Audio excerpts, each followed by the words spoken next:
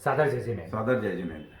IAS officer का शब्द सुनकर एक रुतबेदार, एक डिसिप्लिन और बुद्धिमान व्यक्तित्व हमारे सामने उभर कर आ जाता है। हम खुशनसीब है कि ऐसा ही व्यक्तित्व हमारे ग्रुप के मेंबर हैं, आदरणीय श्री रवि डफरिया जी। हमारे ग्रुप की गतिविधि के अंतर्गत कुछ अनकही कुछ अनसुनी में चलिए आज हम आदरणीय श्री रवि डफरिया जी और रूपम भाभी से रूबरू होते हैं। आदरणीय श्री रवि डफरिया जी का जन्म 1961 में इंदौर में ही उद्योगपति श्री राजेंद्र जी डफरिया के यहाँ पर हुआ। आप शुरू से ही शिक्षा में बहुत अव्वल रहे। आपकी स्कूली शिक्षा सेंट पॉल स्कूल से और कॉलेज की शिक्षा होलकर साइंस कॉलेज से हुई। आप कई स्पर्धाओं में अपनी जीत हासिल करते गए और इसमें से एक प्रमुख रही जो यूनाइटेड स्कूल ऑर्गेनाइजर द्वारा दिल्ली में आयोजित की गई और आपको सिंपोजियम में देश में प्रथम रहे। आपका झुकाव मेडिकल की तरफ था। आपने पीएमटी की एग्ज़ाम भी दी, मगर कुदरत को कुछ और ही नसीब था और आप पब्लिक सर्विस कमीशन की परीक्षा में सबसे कम उम्र के 23 वर्ष के विद्यार्थी के रूप में टॉप रैंक में आए। इसके साथ आपका सफ़र चालू हुआ आईएएस की रैंक के लिए और साथ ही आपने एलएलबी की शिक्षा भी पूर्ण की। आइए अब हम भाभी जी के बारे में, रूपम भाभी जी के बारे में थोड़ा सा जानते हैं। रूपम भाभी जी का जन्म 1966 में जावरा में हुआ। आपका विवाह रवि जी डफरिया जी से 1988 में हुआ। आपकी प्रारंभिक शिक्षा जावरा में ही हुई। आपने बीए एमए पॉलिटिकल साइंस में किया है। आप आज भी रवि डफरिया जी को काफ़ी चीज़ें एडवाइस करती रहती हैं और वो रवि जी भी आपसे चीज़ों को एडवाइस लेना पसंद करते हैं और कई चीज़ों को वो इम्प्लीमेंट भी करते हैं। आपके एक बेटा और एक बेटी हैं। बेटी फेनी जो कि डॉक्टर हैं, जिनका विवाह शहर के प्रसिद्ध उद्योगपति पद्मश्री श्री नेमिनाथ जी जैन साहब के पौत्र हिमांशु जी के साथ संपन्न हुआ है। आपका एक पुत्र सिद्धार्थ, जिन्होंने निर्मा यूनिवर्सिटी से एमबीए किया है और एलएलबी किया है, अभी अशोका यूनिवर्सिटी में कार्यरत हैं और अभी अविवाहित। साहब एक बहुत ही निडर और दबंग ऑफिसर के रूप में अपनी पहचान बना चुके थे और सर्वप्रथम उन्होंने मुरैना से अपनी प्रथम पोस्ट चालू की। आपने अपने 36 वर्ष के कार्यकाल में 19 जिलों में अलग अलग प्रतिष्ठित पदों पर देश के लिए सेवा दी, जैसे SDM, ADM, commissioner of Nagar Nigam, collector, secretary revenue, एक बहुत महत्वपूर्ण पद होता है। एवं आप साथ ही इलेक्शन कमीशन की एज एन ऑब्जर्व भूमिका भी निभाने में सहयोगी बने।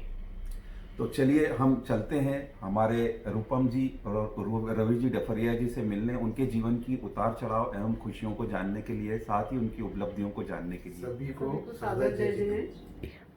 तो भाई साहब और भाभी जी, आपसे पहला प्रश्न कि आपका ऐसा कोई नियम या सिद्धांत जिसका अनुपालन आप अपनी डेली लाइफ में रोजीना करते हो? हम दोनों योगा करते हैं मॉर्निंग में बहुत बढ़िया। और हेल्थ कॉन्शियस भी हैं, तो कोशिश रहती है कि शाम को 7 बजे के पहले भोजन करें। मैं उठ के सुबह पाठ कर लेती हूँ अपने, और शाम को थोड़ा बहुत हल्का फुल्का घूम लिया। आप दोनों की फिटनेस को देखकर लगता है कि वाकई में आप स्वास्थ्य के प्रति बहुत जागरूक हैं। Thank you. खड़ी सर, आप बताएं आपकी कोई हॉबीज जो रही हैं अभी तक, जिसको कि आप पूरी करते आए हैं अभी तक? देखिए, शुरू से मैं लॉ रिलेटेड बुक्स पढ़ता हूँ और अभी भी पढ़ता हूँ। और इसके अलावा हम एक्सकर्शन पसंद करते हैं, नेचुरल प्लेसेस में जाना जब भी समय मिलता है। भाभी, आपकी भी कोई चॉइस है? Watching birds and sports. मुझे स्पोर्ट्स बहुत पसंद है, बैडमिंटन, टेबल टेनिस दोनों ही खेलती हूँ। तो क्या रेगुलरली खेला करती हैं आप कि कब जब मौका मिल पाता है? अभी तक तो खेलती थी, अब कोरोना के कारण थोड़ा। बहुत बढ़िया, अच्छी बात है। भाई साहब, भाभी जी, एक बहुत ही इंटरेस्टिंग क्वेश्चन मैं आपसे पूछने जा रहा हूँ, जो कि थोड़ा सा पर्सनल भी हो सकता है। भाभी जी के प्रति आपकी लाइकिंग और डिसलाइकिंग ऐसी कुछ चीज़ हो तो जरूर बताएं। देखिए, इनके प्रति लाइकिंग तो ये है कि she is a very good advisor, very good advisor. और डिसलाइकिंग ये है कि मैं होटलिंग पसंद करता हूँ और ये हमेशा जो है एम्फोसिस करती है कि घर का खाना खाएं, हेल्दी फूड लें। So is it really dislike?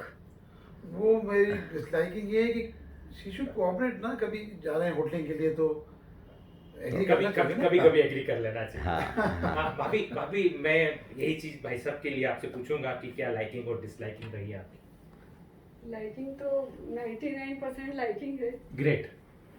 He is very caring और इतना लविंग शायद ही कोई और हस्बैंड होगा।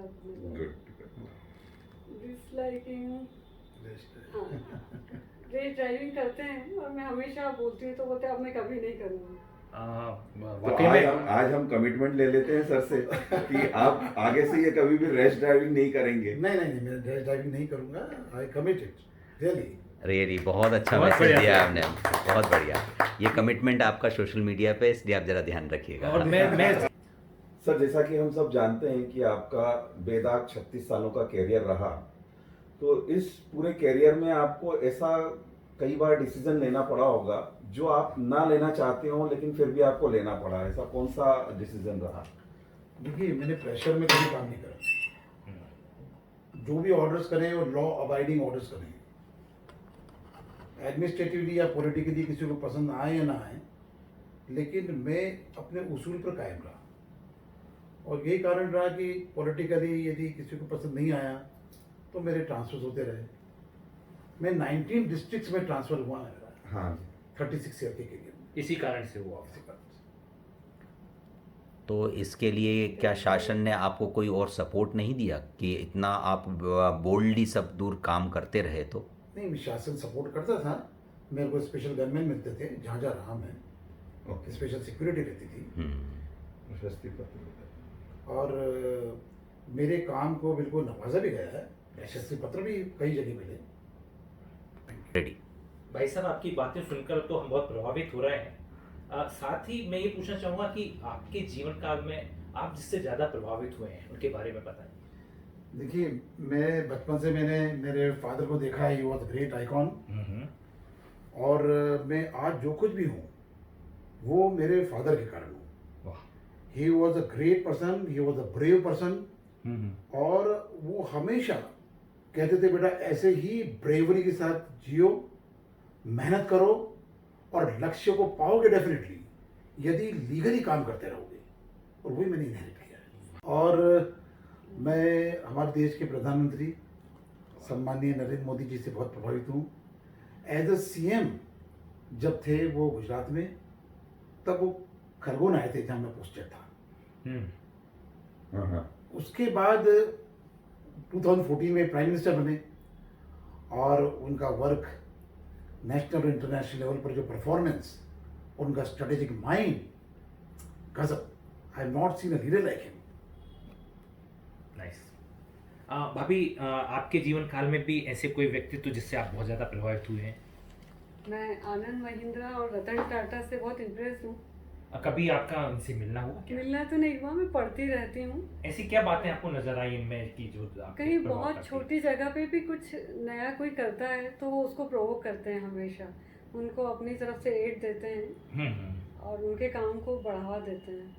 समाज सेवा और देश सेवा में हाँ। भी ये बहुत अग्रणी है। बहुत ज़्यादा। निश्चित रूप से ये हमको प्रभावित करते हैं। जिंदगी में कई अवसर ऐसे आते हैं जब हमको प्राउड होता है।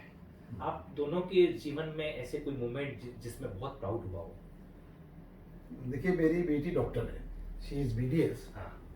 और मैरिज के बाद, उसको किड होने के बाद वाह। उसने नीट एग्ज़ाम्स दी और बहुत अच्छे परसेंटेज से मेरिट में आई वो। और उसके बाद उसने MDS किया। कितने साल का बच्चा रहा होगा वो? 3 साल का बेटा है उसका उस समय। और उसमें उसने एग्ज़ाम्स देके क्लियर करा। हार्ड वर्क किया उसने, बहुत। रात रात तक पढ़ती थी उस बच्चे के साथ और फिर उसने MDS क्लियर कर लिया। एक बहू होकर के सब कुछ संभाल कर। उसने बहुत सारे पद निभाए। और फिर सभी मेरा बहुत अच्छे से। और दूसरा प्राउड मोमेंट मेरे बेटे का है। और मेरा बेटा जिस भी कंपटीशन में गया उसने बहुत अच्छा परफॉर्म करा। जो कैट एग्जाम्स दी उसने, कैट में भी उसका बहुत अच्छा परसेंटेज था। और MBA करा उसने निर्मा यूनिवर्सिटी से, जहाँ से उसको स्कॉलरशिप मिली। जहाँ भी जाता है उसको प्राइज मिलता है। वो भी डिबेट कंपटीशन में पार्टिसिपेट करे या जिसमें भी करे, हर जगह वो प्राइज लेके बोथ ही द आता है। Children are proud for us. बहुत खुशी की बात है कि दोनों बच्चे इतने होनहार हैं। बहुत बताएं, आपका 36 सालों का सुनहरा कैरियर रहा, इस कैरियर को के बाद में, रिटायर होने के बाद में आप भविष्य में क्या अभी कर रहे हैं और आगे क्या करना चाहते हैं? देखिए, मैं फील ही नहीं कर रहा हूँ कि मैं रिटायरमेंट ले लिया है मैंने। मैं अभी ऑन गोइंग हूँ, क्योंकि मैं लीगल लॉ रिलेटेड बुक्स शुरू से पढ़ता रहा हूँ।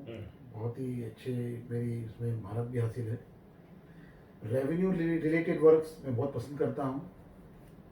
Revenue means land related matters जो होते हैं, तो मैंने सनद ले ली है और अब मैंने हाई कोर्ट और कमिश्नर और बोर्ड ऑफ रेवेन्यू और कलेक्टर लेवल पर मैंने प्रैक्टिस भी शुरू कर दी है। प्रैक्टिस शुरू की है? प्रैक्टिस शुरू कर दी है मैंने, और मेरे पास बहुत से केसेस भी आने हैं।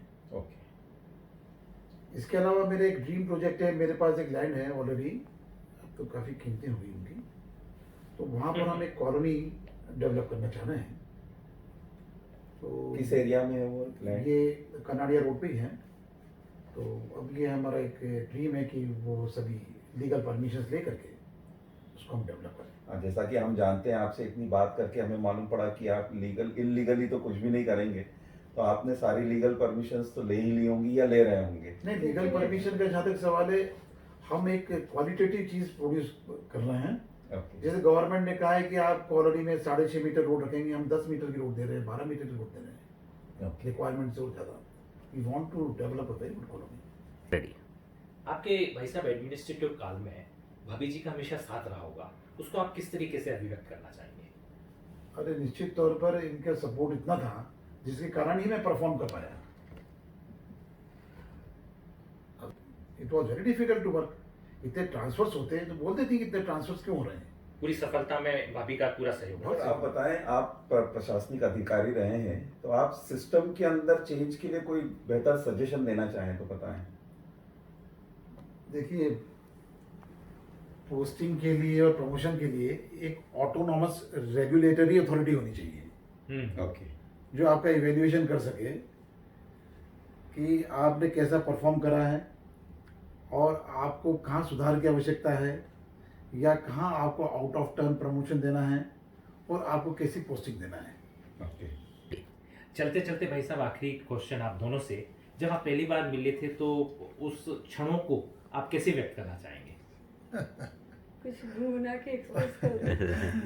चलिए कुछ गुनगुना के एक्सप्रेस करें। बहुत खूब। बिल्कुल।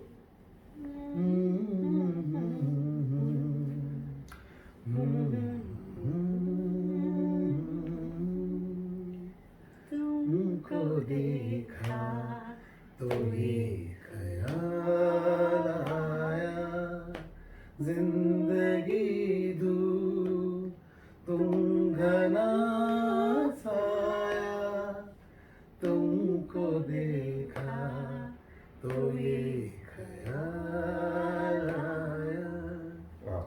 Thank you Kamal Jain sir, thank you Pen ji, thank you Rajan Ragha ji, thank you Sunil ji. हमें बहुत अच्छा लगा आज आप पधारे। हमारी इच्छा थी कुछ समय और हमारे साथ बिताते, लेकिन फिर भी आपने अमूल्य समय दिया, इसके लिए बहुत बहुत धन्यवाद। जय जिनेन्द्र सर, हम भी आप जैसे सदस्य पाकर बहुत गौरवान्वित हैं और आपका मार्गदर्शन हमें मिलता रहे, यही हमारी पूर्ण कामना है। जय जिनेन्द्र। को देखा तो ये ख्याल आया, तुमको देखा तो ये ख्याल आया, जिंदगी धूप तुम घना साया, तुमको देखा तो ये ख्याल